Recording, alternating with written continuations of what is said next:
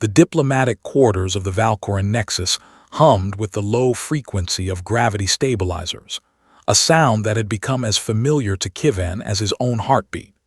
3 months aboard the alien station, and he still couldn't shake the feeling that he was living inside a machine designed by minds fundamentally different from his own. He stood at the observation window, watching the binary star system cast competing shadows across the metallic landscape of the station's outer hull. Somewhere out there, Earth continued its orbit, blissfully unaware that one of its citizens had been offered up as a bargaining chip for survival. "Your evening meal, Ambassador Kivin." The voice came from behind him, soft, deferential, unmistakably human in its inflection. He turned to see Myra, one of the human servants assigned to the Valkoran diplomatic wing. She wore the simple gray uniform of station staff, her dark hair pulled back in a practical bun. Her eyes, though, those eyes held depths that no servant should. "Thank you, Myra," he said, watching her set the tray on the translucent table that seemed to float in the room's center. "You know, you don't have to be so formal. There's no one here but us." She smiled, a slight curve of lips that never quite reached those enigmatic eyes. "Protocol exists for a reason, Ambassador. The Valkorans value hierarchy." "So I've learned." He moved to the table but didn't sit. "Tell me something, Myra. In all your time serving here, have you ever wondered why they chose me specifically for this arrangement?" The arrangement. What a sterile word for a forced political marriage to an alien empress he'd never met. Earth's governments had been unanimous. Accept the Valkoran alliance or face isolation as humanity expanded into a cosmos already carved into territories by species that had mastered faster-than-light travel millennia ago. And the Empress Anna, supreme ruler of 17 star systems, had demanded a human consort as the price of alliance. Kivin had been selected for his psychological profile, adaptable, empathetic, intelligent enough to navigate alien politics but not ambitious enough to scheme. A perfect diplomatic pawn. "I don't presume to understand Valkoran politics," Myra said, but something in her tone suggested otherwise. He studied her more carefully.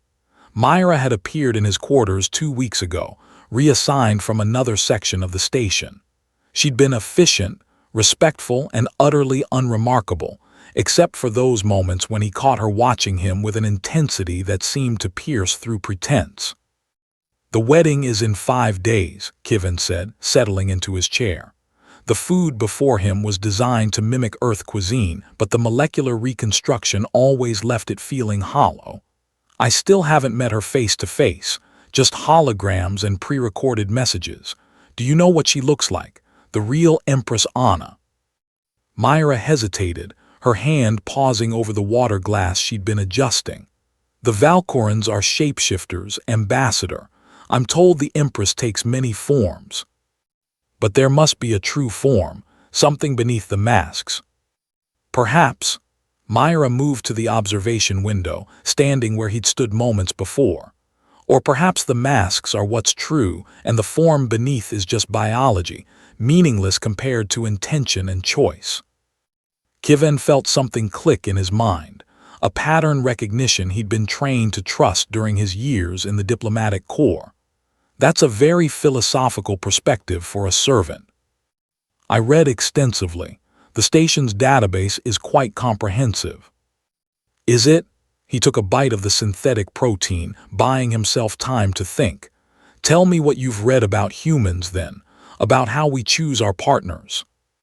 She turned from the window, and for just a moment the light from the binary stars caught her face at an angle that seemed to reveal something other, a shimmer in the air around her, like heat distortion. "Humans claim to value love," she said quietly. "But they've built civilizations on arranged marriages, on political unions, on contracts and compromises. Perhaps they're not so different from us, from the Valkorans." "Us?" Kivin set down his fork. "Interesting slip." Myra's composure flickered. "Them, I meant them." He stood, moving slowly around the table. "You know what I've noticed, Myra? Your bioluminescent markers, the patterns that all Valkoran shapeshifters maintain no matter what form they take, the ones visible only in certain light spectrums. She didn't move as he approached, didn't flee or transform. The lighting in these quarters isn't calibrated for those spectrums. No, but the observation window is. When you stood there just now, I saw them, faint but unmistakable. He stopped an arm's length away. Hello, Anna. The silence stretched between them like the space between stars. Then Anna laughed, a sound of genuine delight that he'd never heard from her before. The transformation was subtle, not the dramatic shift he'd expected. Her features refined themselves, sharpened into something that was both human and other. Her eyes became fractally complex, pupils that seemed to contain entire galaxies. The gray uniform shimmered into ceremonial robes that shifted through colors human eyes couldn't quite process. "When did you know?" Anna asked, her voice now harmonically layered, each word resonating at multiple frequencies. "I suspected from the first day you appeared as Myra," Kivin admitted.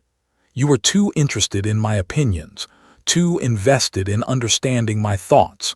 A servant would maintain professional distance, but someone evaluating a forced spouse might want to know the person beneath the diplomatic facade." Anna moved to the window, her true form casting impossible shadows. "My advisors said I was foolish to test you this way, that humans lack the perceptual sophistication to see through our transformations. Your advisors underestimate human pattern recognition. We evolved as social hunters. We're built to read subtext and intention." He joined her at the window. "The question is why you felt you needed to test me at all." "Because I'm about to bind my genetic line to yours," Anna said, her voice losing some of its harmonic complexity, becoming almost human. "Because this alliance will reshape the political structure of this entire sector. Because I refuse to spend the next several centuries with someone who only sees an alien when they look at me." Kivin understood then. The shape-shifting wasn't just a biological ability, it was armor, a way to hide vulnerability behind countless masks. "You wanted to know if I could see you, the real you." "I wanted to know if you'd try," she corrected. "Most beings don't. They interact with the mask and convince themselves it's enough." He thought about the past 2 weeks, the conversations he'd had with Myra about everything from Earth literature to theoretical physics. The way she'd listened when he'd expressed his fears about the marriage, his loneliness in this alien place, the unexpected comfort he'd found in her presence. "I won't pretend this arrangement isn't complicated," Kivin said carefully. "We're both trapped by political necessity, but I don't want to spend our time together treating you like an alien empress I have to appease. I'd rather spend it with the person who asked me last week why humans cry when they're happy, because she genuinely wanted to understand." Something in Anna's fractally complex eyes softened. "That person is the Empress. We're not separate." "I know." He held her gaze, unflinching before the cosmic depths he saw there. "That's what I'm trying to tell you.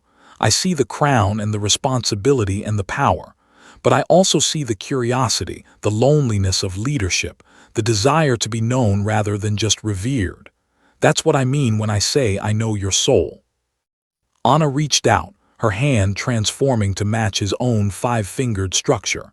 When she took his hand, her skin felt like starlight given substance. The Valkoran term for soulmate translates roughly as one who sees clearly. I never expected to find that in a forced political union. "Neither did I," Kivin admitted, "but perhaps that's the advantage of looking past the obvious." They stood together at the window, watching the binary stars dance around each other in their eternal gravitational embrace, 2 different lights creating something beautiful through their forced proximity. "Will you keep testing me?" Kivin asked. Anna smiled, and this time it reached those impossible eyes. "Every day. Will you keep seeing through my masks?" "Every time." It wasn't love, not yet, but it was the foundation upon which love might grow, recognition, respect, and the willingness to look beyond the surface. In a universe of countless species and infinite deceptions, perhaps that was enough to start. The wedding would proceed in 5 days. But the true union, Kivin realized, had already begun 2 weeks ago when an empress had disguised herself as a servant, and a human had chosen to see the soul beneath the shape-shifting skin.